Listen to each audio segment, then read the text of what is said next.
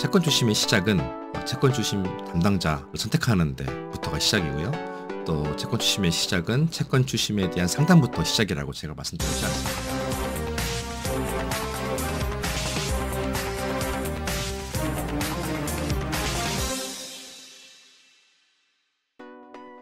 안녕하십니까. 채권 추심하는 백팀장입니다.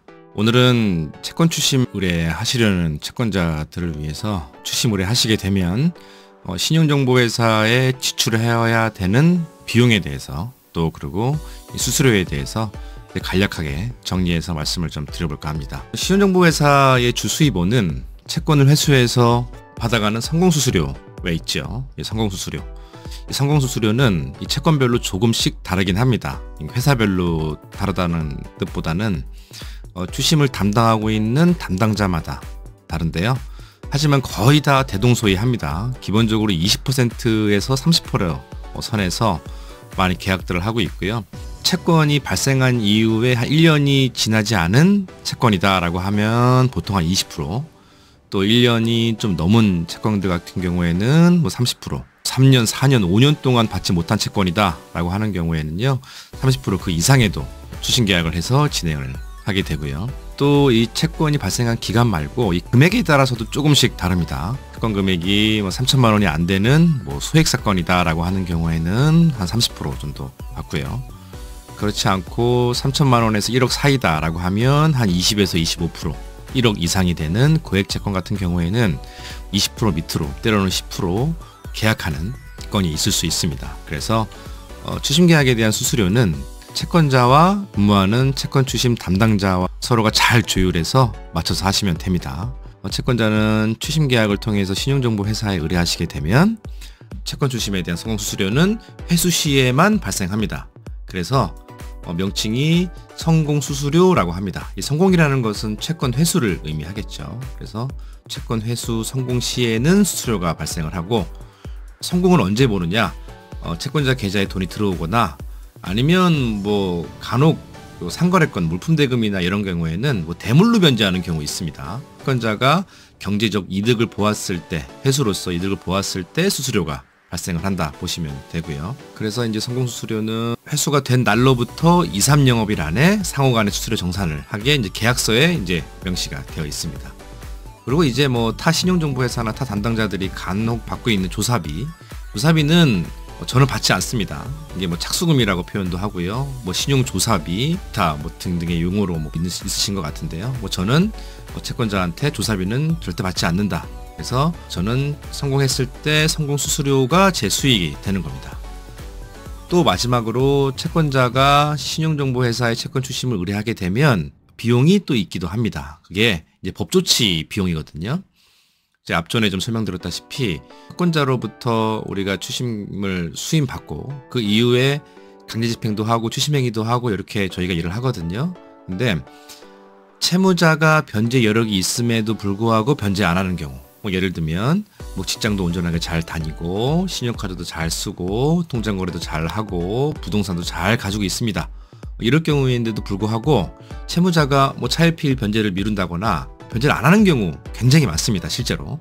그럴 경우에는 우리가 급여 압류를 한다든가 부동산을 강제 경매한다든가 또 채무불이행자 명부등재를 한다든가 이런 법조치 강제집행 같은 경우에는 다 법원을 통해서 진행하거든요. 그럴 때 들어가는 인지대, 당연히 나라 세금이 들어가겠죠. 법원을 통해서 진행하기 때문에 인지대 송달료와 같은 나라 세금은 채권자가 먼저 부담하고요. 추후에 법조치로 인해서 우리가 채무자한테 돈을 회수하게 된다라고 하면 들어갔던 법조치 비용은 채무자한테 오롯이 더해서 추심행위 할 수 있고요. 받아낸다는 얘기입니다. 추심행위에 필요해서 들어갔던 법조치 비용들, 뭐 소송 비용도 마찬가지입니다. 비용들은 채무자한테 더해서 받아내고요. 들어갔던 법조치를 비용까지 우리가 회수했다고 하더라도, 제가 회수했다고 하더라도 성공수수료에는 법조치 비용은 포함되지 않습니다. 어떤 말씀인지 이해하시겠죠? 채권 금액이 1억이다 그러면 원금 플러스 이자 분에 대한 회수권만 우리가 성공수수료로 받아가는 거고요. 뭐 법조치 비용을 우리 회사했다 그래서 법조치 비용에 대한 성공수수료는 저는 받지 않습니다. 왜냐하면 뭐 법조치 비용은 회수하면서 우리가 들어갔던 비용에 대한 부분들이기 때문에 제가 그걸 뭐 성공한다 그래서 이 법조치 비용을 회수했다 그래서 이 법비용 회수분에 대한 성공수수료를 따로 받지 않는다. 된다라는 거고요. 그래서 채권자가 신용정보회사와 추심 계약을 해서 채권자 주머니에서 돈이 나가야 되는 경우는 그게 채권을 회수했을 때 성공 수수료 첫 번째, 두 번째는 법조치 비용 두 가지 정도만 부과가 되는 거고요. 저는 조사비는 받지 않고 있으니까 조사비는 저한테 따로 주실 필요 없고요. 당연히 착수금 필요 없고요. 추심 행위를 하면 제가 방문 많이 합니다. 저는 방문을 주로 하는 사람이기 때문에 채무자, 자택, 사업장, 근무지 사전에 통보하고 제가 채무자를 실제적으로 방문하거든요. 실사 조사도 해야 되고요. 채무자가 근무하는 곳, 거주하는 곳의 주변에 가서 또 대화도 해봐야 되고 또 탐문도 해야 되고요. 이럴 때 들어가는 우리가 주유비, 활동비, 출장을 많이 가기 때문에 숙소비 이런 부분들도 다 제 돈으로 제가 비용을 쓴다는 거. 이 비용들도 제가 채무자한테 받아낼 수는 없습니다. 하지만 비용을 썼다고 하더라도 채권자한테 제가 이렇게 활동했으니까 이 활동 비용 좀 주세요 라고 얘기하지 않습니다. 그렇게 생각하시면 되고요. 저는 오롯이 채권을 회수해야지만 성공수수료를 받을 수 있습니다.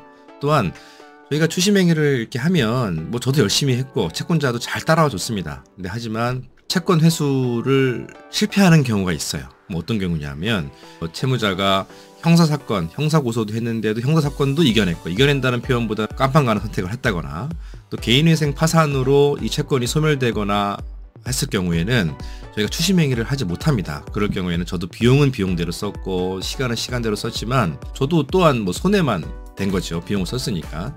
그럴 경우에도 채권자한테 제가 비용을 또 요구한다던가 그럴 수는 없습니다. 추심 의뢰하시는 부분들도 저도 이제 이 채권에 대한 투자라고 보시면 되세요. 이 채권이라는 것이 우스갯소리로 긁지 않는 복권이라는 표현을 제가 잘 쓰거든요.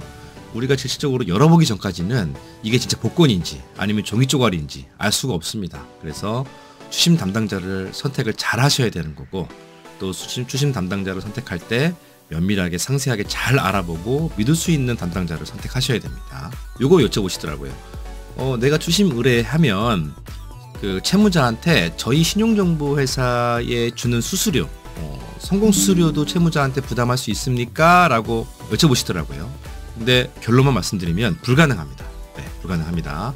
왜냐하면 채권자 입장에서 봤을 때는 나는 채무자 때문에 추심 의뢰했고 이 성공 수수료도 네가 돈 갚았으면 내가 굳이 신용정보회사에 추심 의뢰하면서 성공 수수료를 부담할 필요가 없었지 않느냐 이렇게 표현 당연히 맞는 말씀이시죠. 때로는 정신적인 피해 보상 이런 부분들도 요구하신 부분들도 있는데요. 결론은 불가능합니다. 왜냐하면 채권 추심 회사와 채권자와의 계약 관계에 인한 수수료는 채무자한테 부담시킬 수는 없습니다. 법적으로. 하지만 우리가 채권 추심 진행하는 과정 속에서 우리가 형사고소를 한다. 예를 들어서요. 그럴 경우에는 형사고소에 대한 위자료, 고소로 인한 합의금은 저희가 받아낼 수 있습니다. 그래서 추심 진행하는 과정 속에서 담당자와 상의하셔서 형사적으로 강한 압박을 줄 수 있다라고 한다 그러면 민사적인 채권 또 별도로 형사합의금도 받아서 추심할 수 있다. 이거는 진행하는 과정 속에서 채권자와 상의해서 선택을 할 수 있습니다. 정리해서 말씀드려보면 만약에 이 백 팀장하고 추심 계약을 한다라고 하면 첫 번째 계약과 당시에 채권 추심 성공 수수료에 대한 부분들 협의해서 계약하시면 되고 두 번째 채무자가 변제할 여력이 있음에도 불구하고 변제 안 한다거나 신속하게 채권 보존을 하기 위해서 법원 통해서 채권 보존을 해야 될 경우에 법비용 발생합니다. 이 경우에 법비용은 채권자가 선부담하고요. 추후에 회수할 때 채무자한테 오롯이 받아서 채권 금액에 포함돼서 회수하고요. 법비용, 부담된 법비용을 회수된다고 하더라도 그 회수된 법비용은 성공수수료에 포함시키지는 않는다. 그래서 들어갔던 법비용들은 오롯이 채권자가 페이백 할 수 있다. 그러니까 받을 수 있다. 돌려받을 수 있다라고 생각하시면 되고요. 또 채무자에게 채권자와 저 백 팀장과의 계약으로 인한 성공수수료는 채무자한테 부담시킬 수 없지만 형사고소나 추심 진행하는 과정 속에서 채무자한테 저희는 되도록이면 많은 돈을 받으려고 하거든요. 왜냐하면 채권 회수를 많이 해야지만 저도 수익이 많습니다. 그렇죠? 그러니까 이자, 소송 비용, 기타 등등에 있는 우리가 합법적인 테두리 안에서 받아낼 수 있는 금액들은 무조건 많이 받아내려고 노력을 한다. 이렇게 생각하시면 되고요. 또 저는 무조건 방문 추심만 합니다. 방문만 합니다. 저는 앉아서 편하게 일할 생각이 없습니다. 직접 눈으로 봐야 되는 거고요. 그 지역이 거제도건 해남이건 저 위에 연천이건 철원이건 채무자를 직접 만나야지만 돈을 회수할 수 있다고 좀 굳게 믿고 있습니다. 왜냐하면 이 돈은 사람이 주지 저희가 조폐공사에 가서 돈을 찍어서 만들어 오는 것이 아니기 때문에 채무자를 만나야지만 압박할 수 있고요. 채무자를 만나야지만 채무자가 숨겨놓은 은닉되어 있는 재산들, 또 채무자가 또 우리가 외부 신용평가기관 드러나 있지 않는 정보들도 우리가 실제적으로 실사하고 사진도 찍고 녹취도 하는 과정 속에서 추심이 완성된다고 좀 굳게 믿고 있기 때문에 저는 착수금도 또 조사 비용도 절대받지 않고 사무실에 가만히 앉아서 추심할 생각이 없고 무조건 방문한다, 이렇게 생각하시면 되고요. 제가 유튜브 영상 이렇게 올리면서 블로그도 작성을 하고 있지만 저한테 많은 문의를 주시는데요. 채권 추심의 시작은 채권 추심 담당자 선택하는 데부터가 시작이고요. 또 채권 추심의 시작은 채권 추심에 대한 상담부터 시작이라고 제가 말씀드렸지 않습니까? 상담의 창구는 365일 24시간 열려 있으니까 부담 갖지 마시고 편하게 연락 주시고요. 오늘 하루도 마무리 잘 하시고, 또 채권자들이 고민하고 있는 사항들 제가 항상 말씀드리지만 멘탈 잘 잡으시고, 언제나 권선징악입니다. 채무자는 그대로 돌려받게 되어 있고 채권자는 또 언젠가는 승리할 수 있다는 확신을 제가 가지고 제가 채권자와 손잡고 열심히 한번 뛰어볼 테니까요. 언제든지 365일 24시간 평일 주말 고민하지 마시고요. 편하게 연락 주시면 제가 채권자의 친구가 돼서, 때로는 채권자의 가족이 돼서 제가 아는 범위 내에서 설명드리도록 하겠습니다. 하루 마무리 잘 하시고 좋은 저녁 시간 또 좋은 밤 되시길 바랍니다. 감사합니다.